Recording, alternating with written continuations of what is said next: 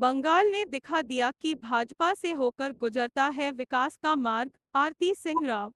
रेवाड़ी नगर परिषद चुनाव को लेकर प्रचार अभियान अब तेज हो गया है और दिग्गज नेताओं की एंट्री से चुनावी माहौल पूरी तरह गर्मा गया है। हरियाणा की स्वास्थ्य मंत्री आरती राव ने कांग्रेस पर निशाना साधते हुए कहा कि रेवाड़ी का विकास हाथ से नहीं बल्कि कमल का फूल ही कर सकता है। अपने संबोधन के दौरान उन्होंने पूर्व प्रधानमंत्री अटल बिहारी वाजपेयी की प्रसिद्ध पंक्ति दोहराते हुए कहा, अंधेरा छटेगा, सूरज उगेगा और कमल खिलेगा, और जोड़ा कि आज पूरे भारत में कमल खिल रहा है। उन्होंने कहा कि देश और प्रदेश में डबल इंजन की सरकार के चलते रेवाड़ी को विकास की बड़ी सौगातें मिली है। उन्होंने बताया कि करीब 1300 करोड़ रुपए की लागत से एम्स का निर्माण कार्य अंतिम चरण में है और जल्द ही इसे जनता को समर्पित किया जाएगा। इसके अलावा 800 करोड़ रुपए की लागत से बने रेवाड़ी बाईपास से लोगों को बेहतर आवागमन की सुविधा मिल रही है। इसी क्रम में उन्होंने कहा कि ये सभी उपलब्धियां डबल इंजन सरकार की देन है और जनता का विश्वास भारतीय जनता पार्टी में लगातार बढ़ रहा है।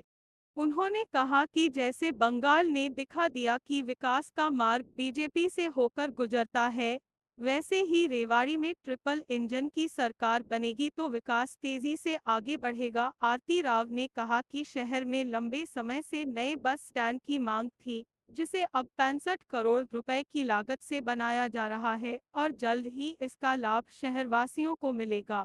उन्होंने स्वास्थ्य सेवाओं का जिक्र करते हुए बताया कि जब उन्होंने कार्यभार संभाला था, तब रेवाड़ी अस्पताल की स्थिति संतोषजनक नहीं थी और ओपीडी मात्र 2.5 लाख थी, जिसे 1.5 साल में बढ़ाकर 10 लाख तक पहुंचाया गया है। साथ ही अस्पताल में आधुनिक मशीनों की सुविधा भी उपलब्ध कराई गई है, जिससे लोगों को निजी अस्पतालों पर निर्भर नहीं रहना पड़ता।